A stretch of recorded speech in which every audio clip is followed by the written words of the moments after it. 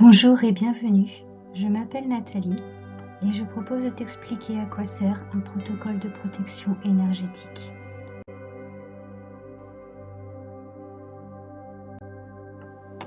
Qui a besoin d'un protocole de protection énergétique? On va penser d'abord aux personnes qui réalisent des soins énergétiques, coupeurs de feu, magnétiseurs, praticiens Reiki ou toute pratique similaire.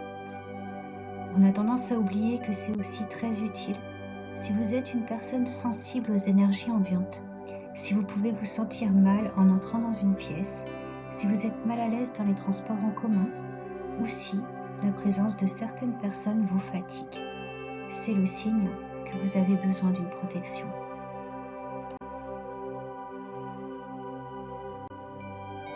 À quoi sert le protocole de protection énergétique? Eh bien, comme son nom l'indique, il sert à vous protéger des énergies négatives avec lesquelles vous allez être mis en contact.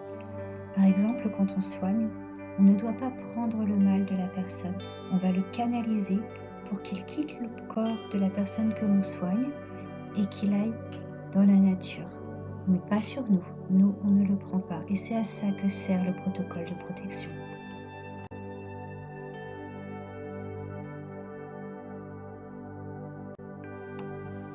Il existe plusieurs types de protocoles de protection.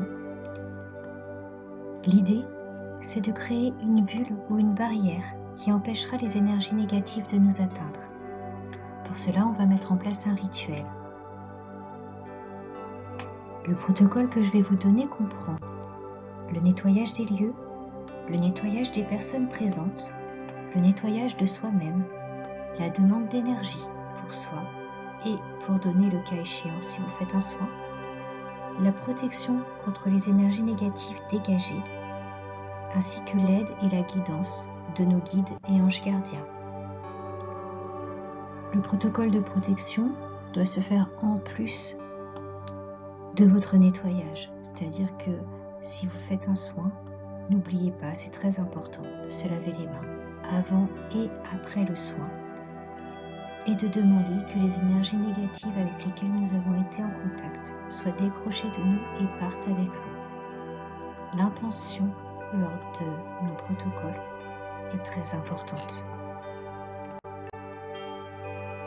Pour faire son protocole de protection, en fait, on va le programmer ou l'encoder. On le crée lors d'une méditation, qu'elle soit guidée ou pas. Moi, je vais vous proposer une méditation guidée.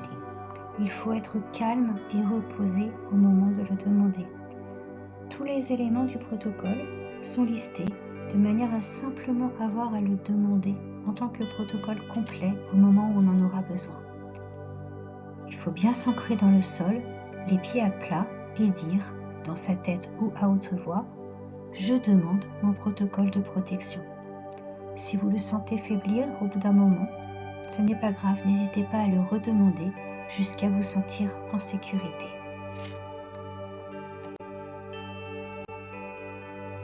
Je vous remercie d'avoir écouté cette vidéo.